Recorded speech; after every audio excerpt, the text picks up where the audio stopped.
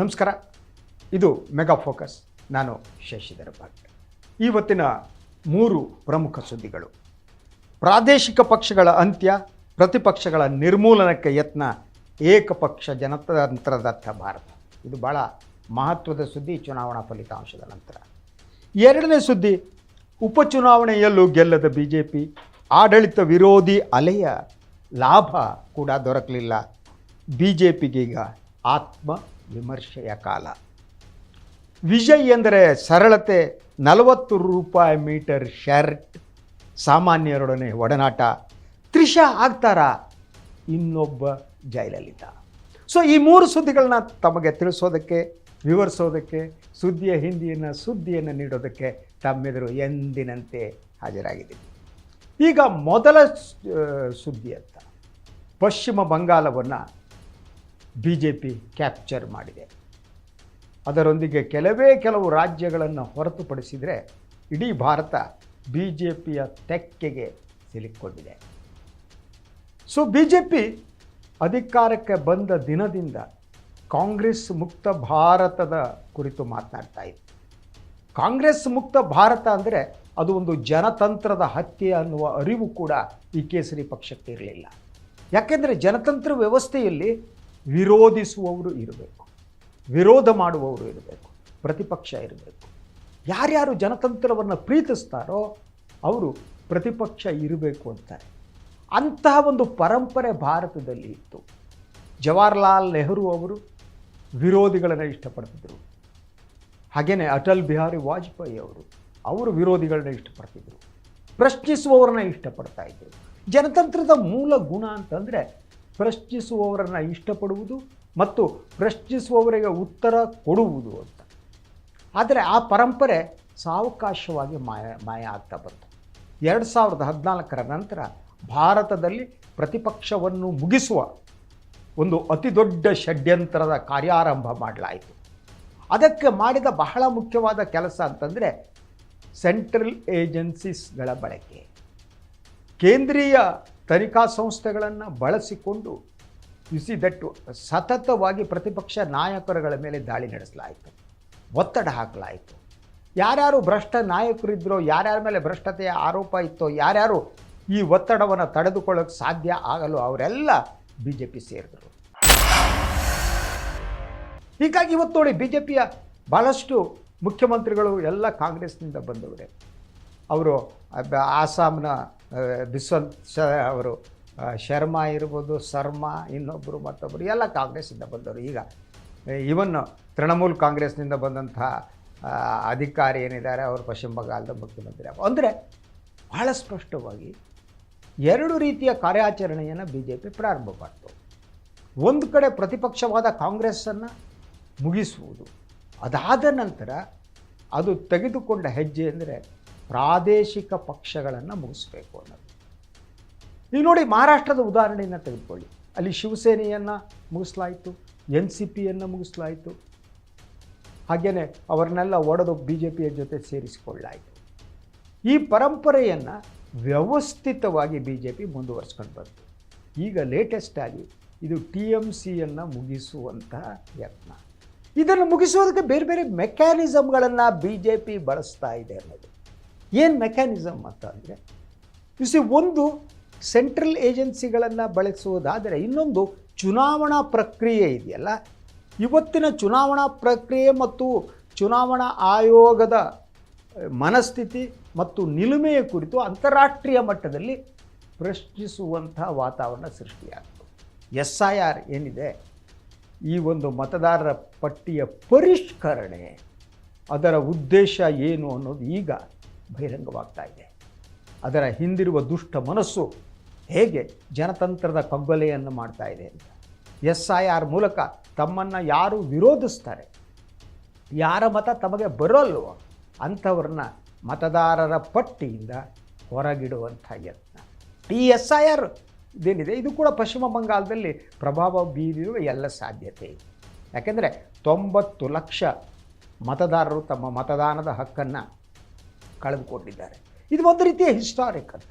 ವಿಶ್ವದ ಯಾವುದೇ ದೇಶದಲ್ಲಿ ಈ ರೀತಿ ನಡೆಯೋದಕ್ಕೆ ಸಾಧ್ಯ ಇಲ್ಲ. ಅದು ಭಾರತದಲ್ಲಿ ಮಾತ್ರ ನಡೆಯುವಂಥದ್ದು. ಸೊ ಹಾಗಿದ್ದರೆ ಈ ಪ್ರತಿಪಕ್ಷಗಳ ನಿರ್ಮೂಲನ ಏನಿದೆಯಲ್ಲ, ಆ ನಿರ್ಮೂಲನದ ಬಿ ಜೆ ಪಿ ಹೆಜ್ಜೆ ಇಡ್ತಾ ಇದ್ದರೂ ಕೂಡ ಪ್ರತಿಪಕ್ಷಗಳಿಗೆ ಆಕ್ಸಿಜನ್ ಸಿಗ್ತಾನೇ ಇದೆ ಹಾಗೆ ನೋಡಿದರೆ.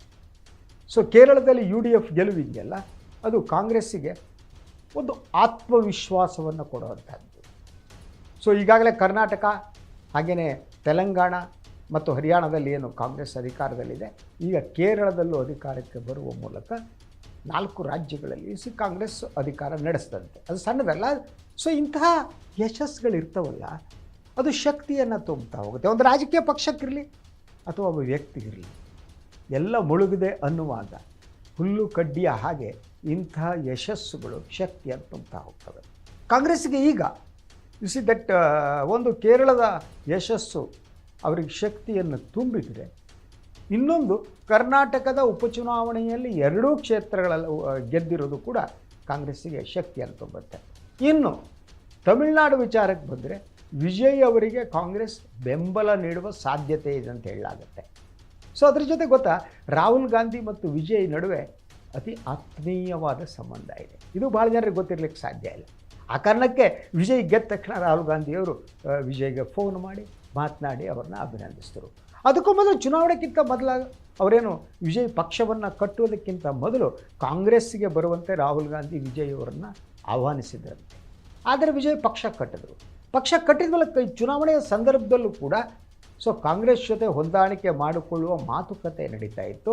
ಆದರೆ DMK ಜೊತೆ ಇಷ್ಟು ವರ್ಷಗಳ ಕಾಲ ಒಂದು ಮೈತ್ರಿಯನ್ನು ಈ ತಕ್ಷಣ ಮೈತ್ರಿ ಕಳೆದುಕೊಳ್ಳುವುದು ಬೇಡ ಅನ್ನುವ ತೀರ್ಮಾನಕ್ಕೆ ಕಾಂಗ್ರೆಸ್ ಹೈಕಮಾಂಡ್ ಬಂತು.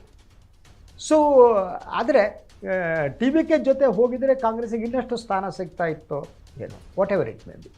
ಸೊ ಆದರೆ ಈಗ ಈ ಇಲೆಕ್ಷನ್ ರಿಸಲ್ಟ್ ಬಂದ ತಕ್ಷಣವೇ ವಿಜಯ್ ಅವರ ತಂದೆ ಕಾಂಗ್ರೆಸ್ಸಿಗೆ ಆಹ್ವಾನ ಕೊಟ್ಟರು, ಸಪೋರ್ಟ್ ಮಾಡಿ. ಅಂದರೆ ಕಾಂಗ್ರೆಸ್ 5 ಸ್ಥಾನಗಳಲ್ಲಿ ಗೆದ್ದಿದೆ. ಈ 5 ಸ್ಥಾನಗಳ ಮಾತ್ರ ದಟ್ ವಿಜಯ್ಗೆ ಸಾಕಾಗಲ್ಲ, ಇನ್ನೂ 3-4 ಸ್ಥಾನಗಳು ಬೇಕಾಗುತ್ತೆ. ಆದರೆ ಕಾಂಗ್ರೆಸ್ಸಿಗೆ ವಿಜಯ್ ಜೊತೆ ಹೋದರೂ ಕೂಡ ಆಗ ಇನ್ನೊಂದು ರಾಜ್ಯದಲ್ಲಿ ಅಧಿಕಾರದ ಪಾಲ್ಗೊಳ್ಳುವಿಕೆ ಏನಿದೆ ಅದು ಕಾಂಗ್ರೆಸ್ಸಿಗೆ ಸಾಧ್ಯ ಆಗುತ್ತೆ ಅಂತ. ಅದರಿಂದ ದಟ್ ಪ್ರತಿಪಕ್ಷಗಳನ್ನು ನಾಶಪಡಿಸುವ ಕೇವಲ BJP ಮಾತ್ರ ಇರಬೇಕು ಅನ್ನುವ ಯತ್ನದ ನಡುವೆ ಕೂಡ ಕಾಂಗ್ರೆಸ್ಸಿಗೆ ಸಮಾಧಾನದ ನಿಟ್ಟುಸಿರು ಬಿಡುವಂಥ ಫಲಿತಾಂಶ ಸ್ವಲ್ಪ ಮಟ್ಟಿಗೆ ಈ ಚುನಾವಣೆಯಲ್ಲಿ ಬಂದಿದೆ. ಅದರ ಜೊತೆಗೆ ದಕ್ಷಿಣ ಭಾರತೀಯರಿಗೆ ಭಾಳ ಖುಷಿ ಪಡುವ ವಿಚಾರ ಏನು ಅಂತ ಅಂದರೆ, ಈ ಕೋಮು ರಾಜಕಾರಣ ದಕ್ಷಿಣವನ್ನು ಅಷ್ಟು ಸುಲಭವಾಗಿ ಪ್ರವೇಶಿಸುವ ಸಾಧ್ಯ ಇಲ್ಲ ಅನ್ನೋದು. ದಕ್ಷಿಣ ಭಾರತದ ಜನ ಏನಿದ್ದಾರೆ ಅವರು ಮೂಲಭೂತವಾಗಿ ಸೆಕ್ಯುಲರ್. ಈ ಸೆಕ್ಯುಲರ್ ಜನ ಸಮುದಾಯ ಏನಿದೆ ಅವರು ಈಸಿಯಾಗಿ ಕೋಮು ರಾಜಕಾರಣಕ್ಕೆ ಬಾಗಿಲು ತೆಗೆಯಲ್ಲ. ಆ ಕಾರಣಕ್ಕಾಗಿ ದಕ್ಷಿಣದ ದಿಡ್ಡಿ ಬಾಗಿಲು ಅಂತ ಕರಿತೀವಿ. ಈ ದಿಡ್ಡಿ ಬಾಗಿಲನ್ನು ತೆರೆಯುವ ಯತ್ನವನ್ನು BJP ಮಾಡಿತು. ಕರ್ನಾಟಕದಲ್ಲಿ ಅಧಿಕಾರಕ್ಕೆ ಬಂದಿತ್ತು ನಿಜ, ಅದು ಕೂಡ ನೇರವಾಗಲ್ಲ. ಕರ್ನಾಟಕದ ಜನ BJPಗೆ ಎಂದೂ ಕೂಡ ಅಬ್ಸಲ್ಯೂಟ್ ಆದ ಮೆಜಾರಿಟಿಯನ್ನು ಕೊಟ್ಟೇ ಇಲ್ಲ. ಯಾಕೆಂದರೆ ಕರ್ನಾಟಕದ ಜನರ ಪರಂಪರೆ ಸಂಸ್ಕೃತಿ ಕೂಡ ಇದು ಧರ್ಮ ನಿರಪೇಕ್ಷತೆಯ ಮೇಲೆ ಇದ್ದಂಥದ್ದು. ಆದರೆ 2 ಸಲ ಅವರ ಅಧಿಕಾರಕ್ಕೆ ಬಂದರೂ ಕೂಡ ಅದು ಒಂದು ಸಲ ಮೈತ್ರಿ ಸರ್ಕಾರದ ಮೇಲೆ ಬಂದರು, ನಂತರ ಪಕ್ಷಾಂತರದ ಮೂಲೆ ಅದೆಲ್ಲ ನಡೆದೋಯ್ತು ಬಿಡಿ, ಅದೀಗ ಹೇಳೋದಕ್ಕೆ ಹೋಗಲ್ಲ. ಆದ್ದರಿಂದ ದಕ್ಷಿಣ ಭಾರತ ಏನಿದೆ BJPಗೆ ಈಗಲೂ ಕಬ್ಬಿಣದ ಕಡಲೆ.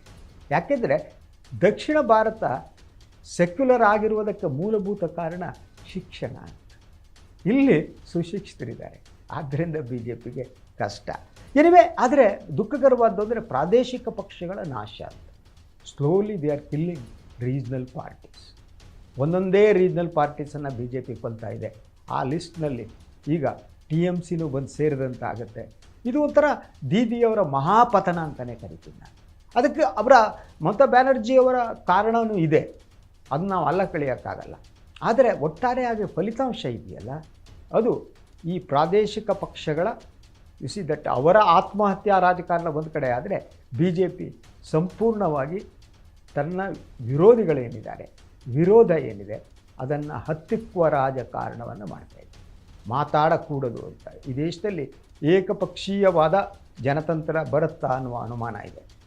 ಏಕಪಕ್ಷೀಯ ಜನತಂತ್ರ ಗೊತ್ತಲ್ವ, ಈಗ ಚೀನಾದಲ್ಲಿ ಅವರು ಜೀವಂತ ಇರೋವರೆಗೆ ಒಬ್ಬರೇ ಅಧ್ಯಕ್ಷರು, ಜಿನ್ಪಿಂಗ್ ಅವರು, ಹಾಗೇನೆ ಪುಟಿನ್ ಅವರು ಅಷ್ಟೇ. ಅದೇ ರೀತಿ ಅದೇ ದಾರಿಯಲ್ಲಿ ಭಾರತ ಸಾಗುತ್ತಾ ಅಪಾಯದಲ್ಲಿ ಗೊತ್ತಿಲ್ಲ. ಆದರೆ ಭಾರತೀಯರ ರಕ್ತ ಅಂತ ನೀವು ಹೇಳ್ತಿರಲ್ಲ, ಆ ರಕ್ತದಲ್ಲಿ ಜನತಂತ್ರ ಅನ್ನೋದು ಬೇರು ಬಿಟ್ಟಿದೆ. It is not easy. So ಆದರೆ ಅಂತಹ ಯತ್ನ ನಡೀತಾ ಇದೆ ಅನ್ನೋದು ಭಾಳ ಮುಖ್ಯವಾಗಿದೆ.